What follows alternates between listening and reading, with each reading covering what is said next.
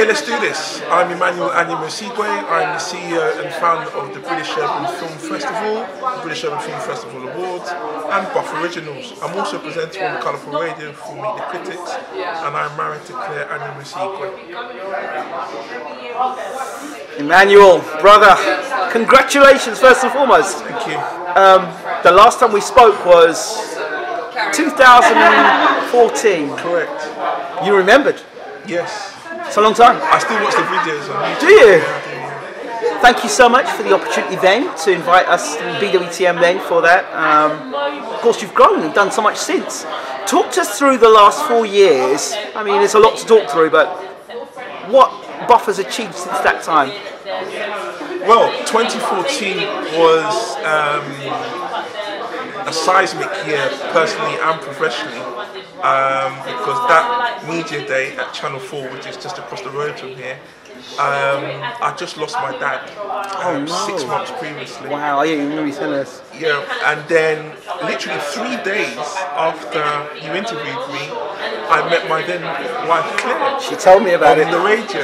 So quite an incredible time it was, just looking back. And when you say how far it's come, I can only attest the last 4 or 5 years to my wife Claire, who was initially an actress starting out, wanted to get into film. She was at Identity, and then she went into the skincare business. 17 awards later and an honour from the Queen, she went back to her first love, and that was only because of Buff. And she saw what Buff was doing, how we were the only organisation doing what we've been doing since 2005. And now here we are, me and you once again, yes. 4 years on from that very day. We're at the Curzon Victoria, and in less than 3 months' time we're going to be at 6 venues across 6 days in central London. We're working with some of the most prominent black organisations currently in existence. I speak of Kush Films, I speak of Colourful Radio, I speak of Triforce. So collectively between them, that's the best part of 35 years of experience. Add the 13 years of Buff, and you've got close to half a century of people with a burning desire and a passion and a vision about how we're represented in the industry. And that's something that's very important to me. And I'm so grateful for every day that we do Buff, that we're in a position to create platforms where that representation is the be-all and the end-all of Buff. There's lots to ask. The reason what inspired you in the beginning to start Buff to the reason why you're here now, are they still the same reason? Yes, ownership is a big thing, which is connected to representation. So when you allow other people, other systems to dictate your destiny, your narrative, your wealth, there's clearly going to be disconnect, there's going to be chaos, there's going to be division, interruption, and unfortunately, there are still pockets of our community that are enduring this, which is why it was so important for me this year to recognise the 20 years of Kush Films, the 15 years of Triforce, and the fact that we've been working with Colourful now for the 4th year in a row. Obviously, I've been aware of Colourful going way back when they asked me to be a guest on various radio shows. Same here. And now I have my own radio show on Colourful. Yes. Called Meet the Critics, which Fantastic. is on every Friday. And that's been an incredible opportunity for me to let the world know just how passionate I am about film. And I get to choose the people I want to talk about film with. And that's reflected in our listening figures, close to 1 million listeners over the 12 weeks we were on air last year. Now we're in our 2nd season, where we opened with a live Black Panther review, where we have people from the United States calling in, talking about the anticipation of Black Panther. So when we had Black Panther, the episode, it hadn't released yet in America. And the guest that we had on was likening the anticipation to the inauguration of Barack Obama. And I had to check myself on air, thinking, Barack Obama? Clearly it touched someone on that show, because Lawashka Ivanzada, who's our longest serving Buff patron and who is a film critic for the Metro, a film critic on BBC Film 2018, a film critic on BBC Front Row. 4 days after our show, she then put out a piece about Black Panther, and she brought up the quote about Barack Obama. Wow. So it's like, thank you, Lawashka. But Lawashka is just someone I'm very grateful to have as part of the Buff Patrons, which is another part of the festival and the infrastructure. And the reason why I do what I do, because I can't do it alone. I need people that can buy into the vision just as much as I do. I'm very fortunate that I have a wife that buys into it just as much as me.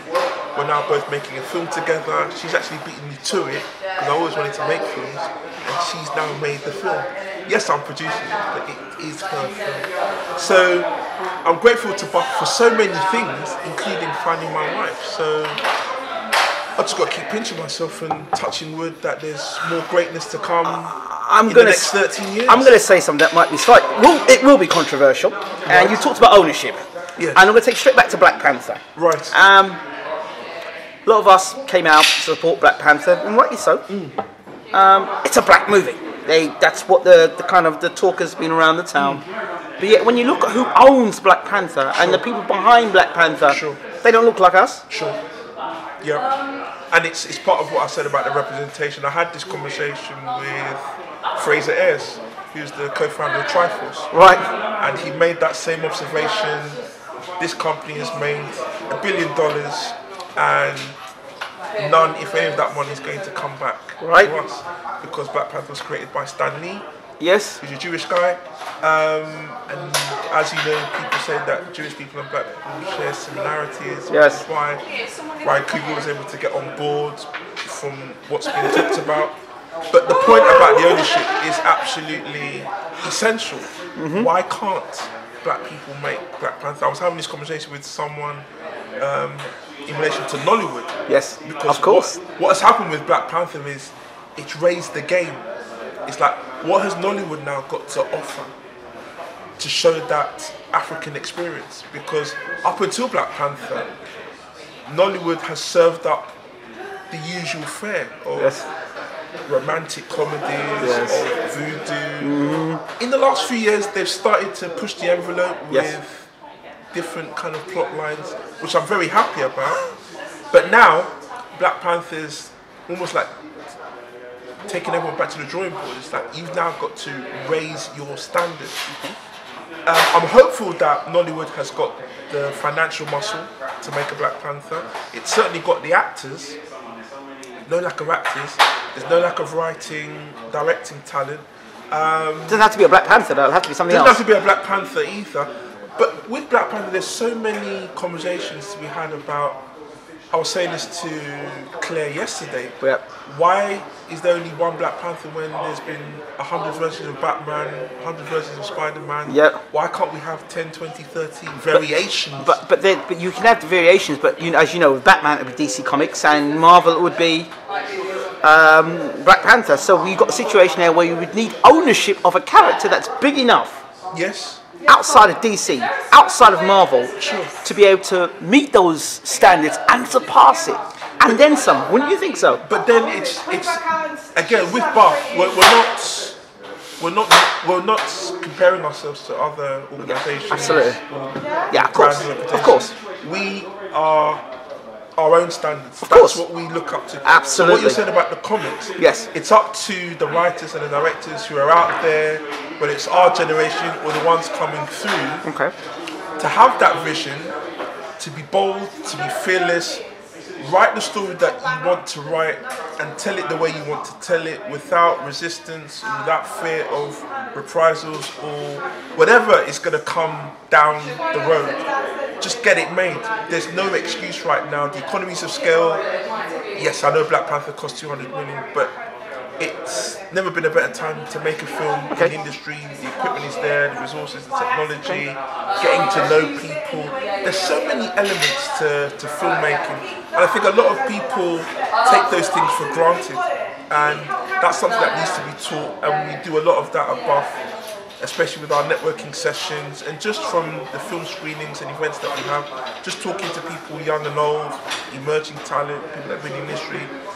Everyone is still looking for that piece of genuine ownership in their craft. And we don't have all the answers. Obviously, we've started making our own film. The reactions have been incredible so far. God only knows what it's going to be like on opening night, but we had a very clear strategy with No Shade, which is the name of Buff Original's first film.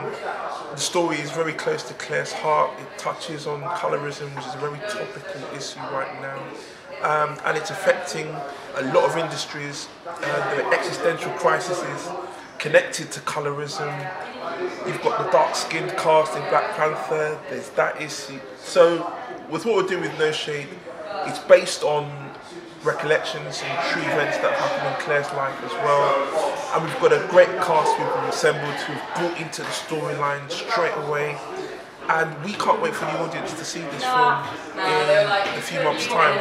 And it's going to reverberate around the world, because just talking to people here today at the Media Day, it's a story that's been a long time coming. And everyone's mind is just open. In much the same way when Black Panther, when the word started getting out, everyone, including myself, kept my mind completely open. I didn't know what to expect because I'm not into comics. So obviously I was blown away by the film. People that have heard my reviews on Meet the Critics will know how much I am a fan of the film. The director, Ryan Coogler, who has made that film at the age of 31. He made Fruitvale Station at 27. And he made Queen at 29. So, wow.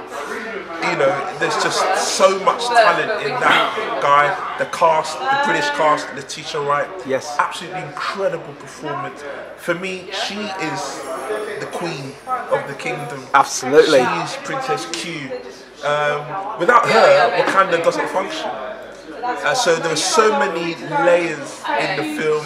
There's been comparisons with Malcolm X and Martin Luther King characters. The Nation of Islam, actually, the drilling in there as well. Yes, James Bond. There was a very lovely tweet I read yesterday about had Black Panther been made 22 years ago, which is when it was talked about through Wesley Snipes, who would be cast in the various roles.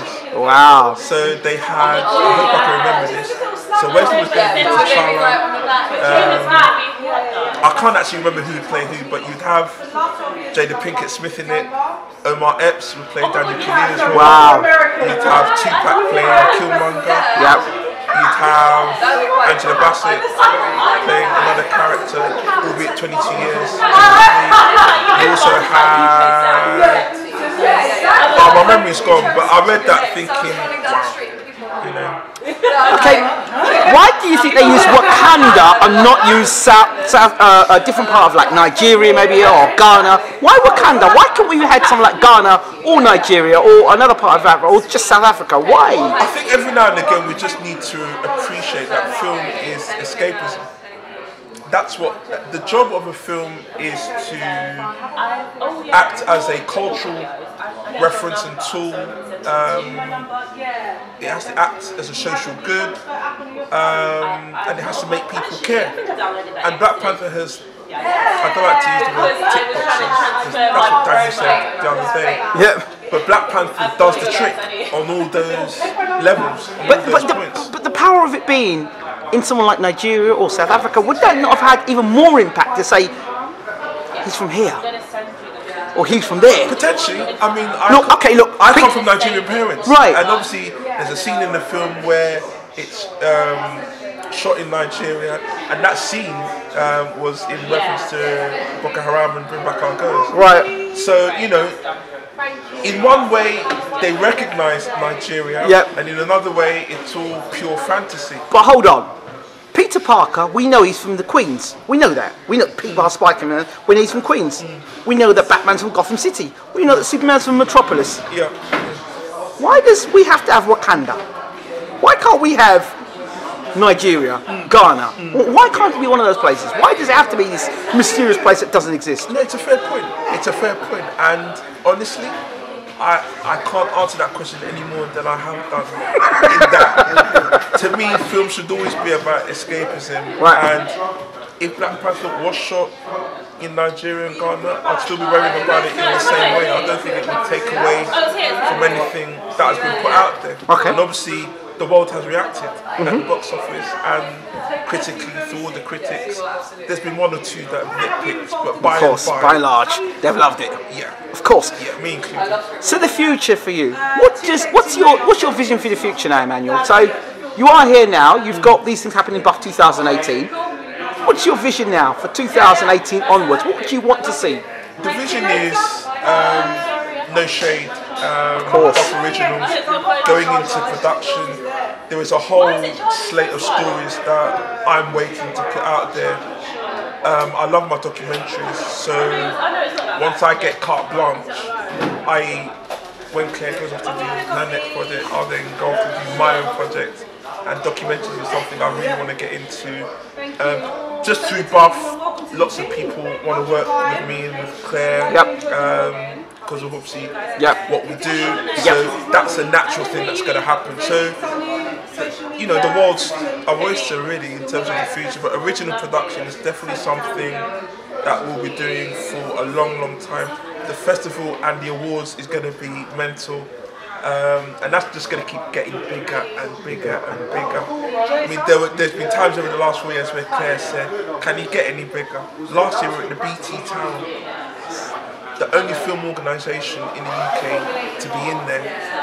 It's not been open to the public since 1980, and there's Buff for the whole 7 days, networking our guests on the Wish you could have made that. floor. Oh, It was the most incredible experience. And then it's like, how do we top this? And then when we get the submissions that we have done this year, and obviously I've seen all the films, some of the patrons who are here with us today have seen the films. The quality is just unbelievable. And audiences are in for a treat, they really are. final question, and this is a real tempting one. James Bond, Black James Bond, or Black Jesus? Create your own. Okay, fine. Create your own. Okay, but a Black Jesus. How would that affect? How would a Black Jesus affect the world today? Instead of having a white guy, a Caucasian guy with blonde hair and blue eyes, what about having a Black Jesus? What impact would that have on the world? And would that counteract the current state of play in terms of having a white Jesus? It's whether people would care about it. I think what's happened with Trump is he has not belittled triviality, but he's made it an art. So something like a film about a Black Jesus would be seen as trivial as opposed to what it could be, by inference to your question. Yes. So because of who Trump is and where he is right now, Yes. I think those kinds of discussions, talking points, potential film ideas are not going to happen. I think it's time for people to rise up and really start thinking about the stories they really want to tell. And I honestly don't think that a Black Jesus is a story that someone wants to tell. There'll be other stories that will come before that, and I do hope that people get a move on in getting those stories told, because there's never been a better time. But you see, do you not see the power of a Black Jesus, or do you think that's something that's just not important in this day and age? Particularly the fact that people are going back in time and finding out in history that he didn't look the way people are portraying him to be, even if he was look closer to what he would look like and act the way he would act like. Would that not be more of an empowering thing for people of colour? Empowerment is an interesting word, because I read a lot of social media, and there's been some great conversations from peers, acquaintances, and there was one quote about empowerment where it always benefits the system, that empowerment, as opposed to the people Who think it's for? who think it's for. Ah, this is interesting. So the diversity that everyone is talking about, they seem to be the ones, the people who empower the most. Right. But the people who benefit from that empowerment are not those people who put in. Right. So for me, that is very interesting because obviously bringing it back to Bath, Yes. it really is all about the empowerment. We're not waiting for the industry to tell us what stories to tell, how they're going to be told, when, where. We're in control of that. But because we've been at it consistently for 13 years, the universe is now conspiring and they want in. They're asking us, how can we be a part of this? How can we add value to what you guys are already doing? So it makes those conversations about a Black Jesus almost irrelevant. I won't say it's completely irrelevant, but at this moment in time, it's not a story that is going to excite me or a story that I could say, well, this is what people need to start caring about. But like you said, yeah, people are tapping back into their histories, which is very important. But once they do that, what's the next move they're going to make? Are they going to moan about it? Are they going to put it on paper? Are they going to turn it into a film? What are they going to do with that information? What are they going to do with that knowledge? Putting it on social media is pointless because you're not going to make any money from it. You're giving it away, quite literally. Yep. You might as well put value on it. So there were so many discussions and tangents, but I can only do what I do with Buff, do it to the best of my ability. I've got a great wife behind me. I've got great people supporting, contributing to the festival. I've got yourself coming back, long overdue, and hopefully you won't be a stranger. No, I won't. Coming Absolutely weeks, not. months, Absolutely not. and years. So thank you for coming. I hope your viewers took something out of this interview. And oh, they're going to take something out of it. Yeah. Damn. But we were talking, and the other thing that's going through my mind, I'm sorry about this, but those actors that are going from the UK to America, right, does now Buff open a door for them to come back from America to the UK to do more films because they say, well, Buff is here now? Well, for me, again, just tapping on one of your earlier questions, another reason why I do what I do with Buff is consolidation is a big thing. It's a big goal to have. And for me, people going to America to chase their dream is commendable. It's honourable. It's every man for himself. I truly understand that. I mortgaged my house to fund this festival, so I know what that mindset is about. But there is something to be said for a country, a place, a community where you're born and bred and raised, and you grow up on the nuances, the culture, the resources, the opportunities, and rather than it becoming an echo chamber and saying, well, if it's not working for this person, I'm going to join them, you try and search for opportunities, you try and create your own opportunities. Acting, I was saying to the guys at Club Radio, it's the most volatile industry there is. You're waiting for that phone call for the next job. What do you do in the meantime? So what do I say to actors? Start writing, write stories, put yourself in the film, get networking, get your cast and crew together. Just keep yourself busy, keep yourself active. Do stories that you want to see yourself. And if you do it with enough passion, you don't scrimp on attention to detail, it's of a decent value, you'll get what you deserve in the industry. So for these actors going to America and wherever else, they're getting what they deserve. Whether that's a good thing or a bad thing, ultimately they're getting what they deserve. For the British actors that are here and are still slugging away, building their track record, all power to them because their time is now. Buff is in a great position where we have an outlet which everyone comes to because we're the only festival of its kind in the UK. So no doubt that we're going to be showing the best of the best, and we're putting that out to the scrutiny of everyone, not just our community but the mainstream as well. Today the feedback's been incredible from the press that have picked up on some of the films that we're showing this year. So I'm really excited with where we are, where we're going, and forever grateful for just having the foresight to conceive Buff 13 years ago. Emmanuel, thank you so much for talking to BWTM News and Entertainment. Thank you. How do people follow you? Right, follow me at Emmanuel Anyiam-O on Twitter. Follow the official festival handle at Buff Enterprises. follow the official Instagram handle at Buff Enterprises. The website is britishfilmfestival.co.uk, and Buff 2018 starts in 88 days time, although by the time this goes out, never time. It's June 4th to the 9th, 6 days, 6 venues, 40 film selections, Amara Santi getting the honorary award. It's going to be another special week. Wow, and a little plug for your stuff on Colourful Radio. Meet the Critics each and every Friday night on Colourful Radio at 7 PM. Tune in digitally at colourfulradio.com on the TuneIn app or the Colourful Radio app. Also on DAB Digital Radio across London, Manchester, Glasgow, Birmingham. And if that's not enough for you, you can come and see my first produced feature film, No Shade, directed by my wife Claire, on June the 5th. Tickets available now at the Rio Cinema in Boston. Pow!